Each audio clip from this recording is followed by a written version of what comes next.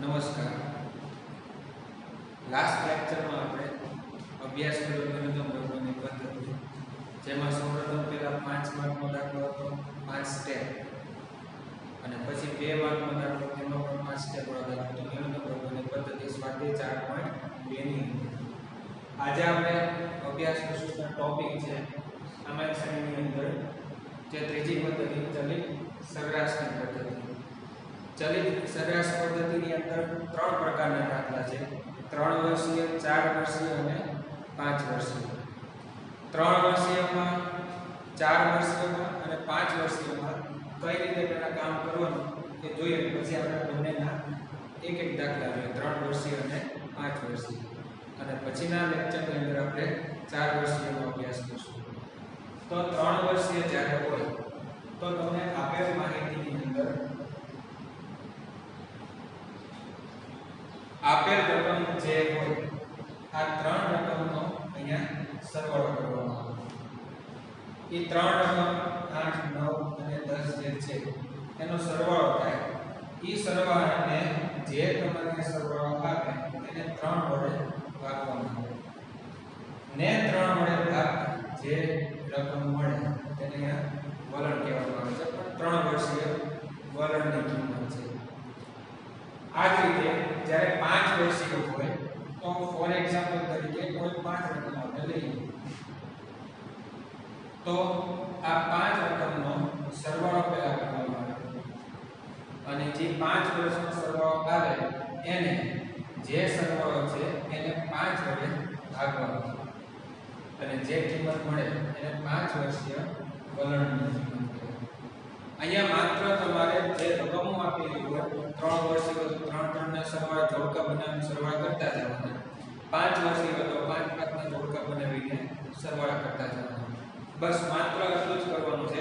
જો 3 વર્ષીય હોય તો 3 વડે ભાગો, 5 વર્ષીય હોય તો 5 વડે ભાગો. 3 નો સરવાળો ભાગ્યા 3, 5 નો સરવાળો ભાગ્યા 5. આ સિસ્ટમ ફોલો કરી ચલિત સરેરાશની પદ્ધતિ વિશે આપણે અભ્યાસ કરીશું. તો સૌપ્રથમ આપણે 3 વર્ષીયનો એક દાખલો છે, 3 વર્ષીય ચલિત સરેરાશ. બોર્ડ ઉપર મેં રકમ લખેલ છે, આપણી પાસે. તો સ્વાધ્યાય 4.3 નો દાખલા નંબર 1 છે. એક કંપનીના વેચાણની માહિતી પરથી 3 વર્ષીય ચલિત સરેરાશો વડે વલણ મેળવવાનું. વલણ તમારે મેળવવાનું પણ 3 વર્ષીય. અને યાદ રાખજો, આ પદ્ધતિ ક્યારે કરે? ચલિત સરેરાશ જ્યારે તમને કીધું હોય તો જ. બરાબર? તો અહીંયા તમને સ્પષ્ટ શબ્દમાં કીધું 3 વર્ષીય ચલિત સરેરાશ. ચલિત સરેરાશ તો મેળવવાનું પણ 3 વર્ષીય. તો આપેલ રકમ છે તેમાં તમને વર્ષ આપેલ છે 2006 થી 2015 સુધી. એ વર્ષને આપણે અગાઉ જે જોયું હતું કે સમય એટલે કે ટી એના ક્રમ આપી દેવાનો. 2006 ને 1, 2007 ને 2 એમ કન્ટિન્યુ 10 ક્રમ આપેલા છે. વેચાણની માહિતીને y સાથે આપેલ છે. તો આ માહિતી છે વેચાણની. તો આ તમારી રકમ થઈ. હવે 2 કોલમ તમારે બનાવવામાં આવશે. 3 વર્ષીય ચલિત સરવાળો એટલે કે અહીંયા સરવાળો કરવામાં આવશે 3 વર્ષનો, અને પછીની કોલમ છે 3 વર્ષીય ચલિત સરેરાશનું વલણ, કે જે સરેરાશ એટલે અહીંયા તમારે બધાને 3 વડે જે સરવાળો આવેલો હોય એને ભાગતા જવાનું. તો આપણે પેલા 3 વર્ષીય ચલિત સરવાળો જોતા છીએ. તો અહીંયા તમારે સૌપ્રથમ પહેલી રકમ અને છેલ્લી રકમ માં ડેશ આવશે. શું કામ? તો કે 3 વર્ષીય ચલિત સરવાળો એટલે 3 વર્ષનો સરવાળો જ્યાં મિડલ હોય 3, 4 અને 8 માં મિડલ સંખ્યા છે એની એક્ઝેક્ટ સામે 3 + 4 + 8 લખવામાં આવે. એઝ ઇટ ઇઝ એ રીતે બીજું આપણે જોડકું બનાવીએ. તો બીજું જોડકું આ રીતે બન્યું છે 4 + 8 + 6. એટલે મિડલ લાઈન અહીંયા છે, તો આપણે અહીંયા લખીશું 4 + 8 + 6. એમ પહેલા બધા આપણે સરવાળો લખી દઈએ.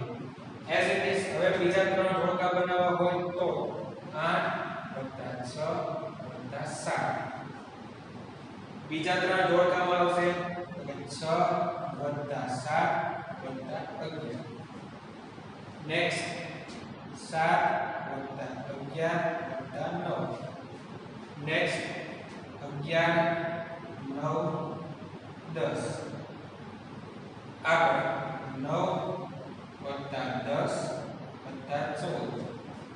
આગળ 10 + 14 અને +12. છેલ્લે અહીંયા 3 નો જોડકું બનતું નથી એટલે ડેશ. એઝ ઇટ ઇઝ પહેલા 3 માં પણ જોડકું નથી બનતું એટલે ડેશ કરવામાં આવે છે. તો આ 3 વર્ષીય ચલિત સરવાળો 3 ના સરવાળો. હવે 3 જે કિંમતો આવી છે એનો સરવાળો કરીએ તો 8 ને 4 12 ને 3 સરવાળો છે. 3 ના માત્ર સરવાળા કરતા 8 ને 4 12 ને 6 18. 7 6 તો 12 ને 13 ને 8 21. 11 ને 7 18 ને 6 24. 11 ને 9 20 ને 7 27. જે 3 જોડકા તમે બનાવેલા છે એ 3 જોડકા ખાલી સરવાળા કરવાના છે. તો 11 ને 9 20 ને 10 30. 14 ને 10 24 ને 9 33. 10 ને 14 24 ને 12 36. આ તમારો 3 વર્ષીય ચલિત સરવાળો એટલે કે 3 સંખ્યાના સરવાળો થયા. પહેલા તમારે આ રકમ હતી જે તમને ટેક્સ્ટ બુકમાં આપેલી જોઈએ. એ રકમ આધારિત તમારે બે કોલમ બનાવવાની. અહીંયા તમને સ્પષ્ટ શબ્દમાં કીધું 3 વર્ષીય તો તમારે પહેલા હેડિંગ આપવાનું 3 વર્ષીય ચલિત સરવાળો. તો તમારે 3 વર્ષના સરવાળો. માની લો તમને વાર્ષિક માહિતી આપેલ ન હોય, અહીંયા હપ્તામાં માહિતી આપેલી હોય તો અહીંયા તમારે હપ્તો લખવાનો આવે. બરાબર. માસિક હોય તો 3 માસિક ચલિત સરવાળો, વર્ષીય હોય વર્ષમાં હોય તો વર્ષીય લખવામાં આવે. તો 3 વર્ષીય ચલિત સરવાળો 3 ના આપણે સરવાળો કર્યા. જે સરવાળો આવ્યો એને તમારે બધાને 3 વડે ભાગવાનો. તો નેક્સ્ટ કોલમ હવે બનશે 3 વર્ષીય ચલિત સરેરાશની વલણની કિંમત. તો જે તમારા 3 વર્ષના સરવાળા આવ્યા છે એને બધાને 3 વડે ભાગતા. 21/3 24/3 27/3 30/3 33/3 અને 36/3 એક્ઝેક્ટ એની સામે લખવાનું.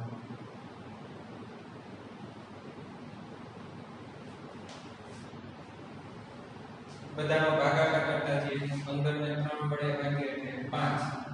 6 તેરી 18, 7 તેરી 21, 8 તેરી 24, 9 તેરી 27, 10 તેરી 30, 11 તેરી 33 અને 12 તેરી 36.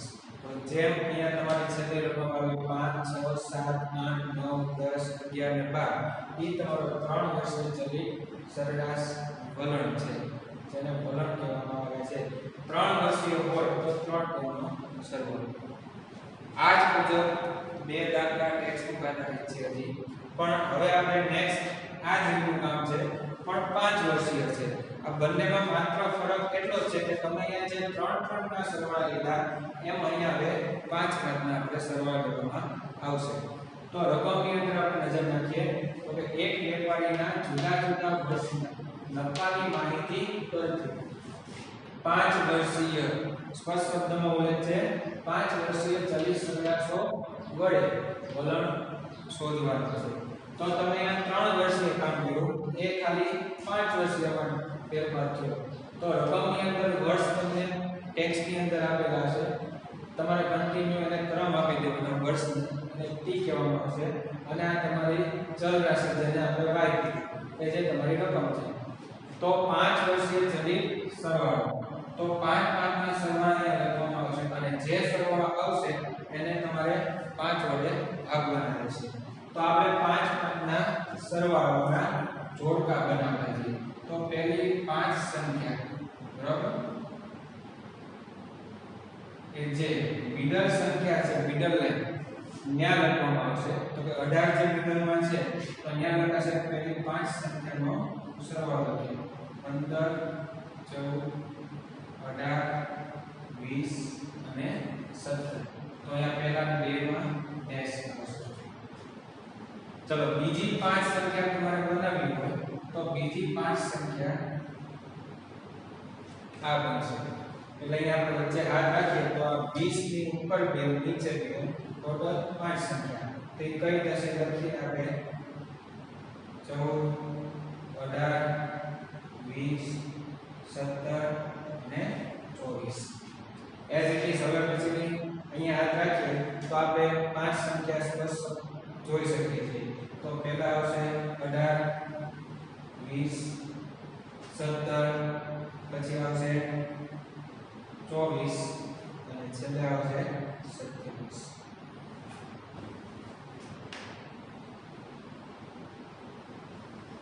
નેક્સ્ટ સંખ્યા 5 લઈએ તો શરૂઆત થશે પહેલા 20 થી મિડલ લાઈન યાદ રાખજો મિત્રો એ મિડલ લાઈનમાં લખાશે તો 20 17 24 પછી આવશે 27 અને 25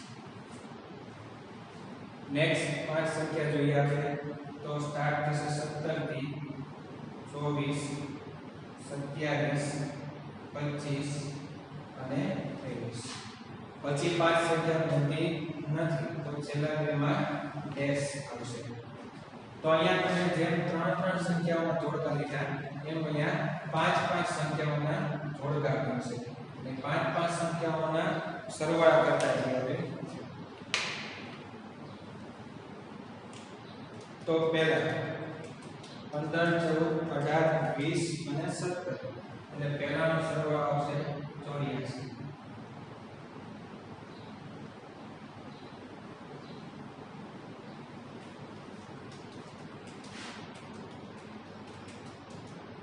બીજામાં 3 બીજી 5 સંખ્યાનો સરવાળો આવશે 3 પછી સંખ્યાઓનો સરવાળો આવશે 106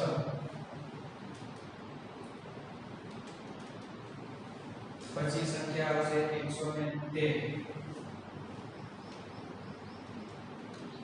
અને છેલ્લે 116 આ તમારે આવા 5 વર્ષનો સરવાળો જેને ચલિત સરવાળો કહેવામાં આવે છે હવે 5 વર્ષે ચલિત સરેરાશનું વલણ ગોતવાનું છે તો જે સરવાળો આવ્યો છે તેને દરેક સરવાળાને 5 વડે ભાગતા 106 ભાગ્યા 5 113 ભાગ્યા 5 અને 116 ભાગ્યા 5 દરેક સંખ્યાને 5 વડે ભાગતા તો 84 ભાગ્યા 5 કરતા પહેલામાં જવાબ આવશે 16.8 બીજામાં જવાબ આવશે 18.6 ત્રીજામાં જવાબ આવશે 106 ભાગ્યા 5 કરતા 21.2 113 ભાગ્યા 5 કરતા 22.6 અને 116 ભાગ્યા 5 કરતા 23.2 તો આ 5 વર્ષીય ચલિત સરેરાશ ની પદ્ધતિ વલણની કિંમત હતી જે 16.8 18.6 આ તમારા જવાબ રહેશે તો તમારી સામે અહીંયા બે દાખલા છે જેમાં 3 વર્ષીય અને 5 વર્ષીય 3 નો સરવાળો સમૂહ બનાવતા જાઓ મિડલની સામે એક્ઝેક્ટ લખતા જાઓ મિડલની સામે એક્ઝેક્ટ લખતા જાઓ 3 વર્ષીયનો સરવાળો એને ભાગ્યા 3 જે રકમ આવે તે એઝ ઇટ ઇઝ 5 સંખ્યાનો સરવાળો કરતા જાઓ અને એને ભાગ્યા 5 આ તમારું 3 વર્ષીય અને 5 વર્ષીય હવે પછીના નેક્સ્ટ લેક્ચરની અંદર આપણે 4 વર્ષીય દાખલો અભ્યાસ કરીશું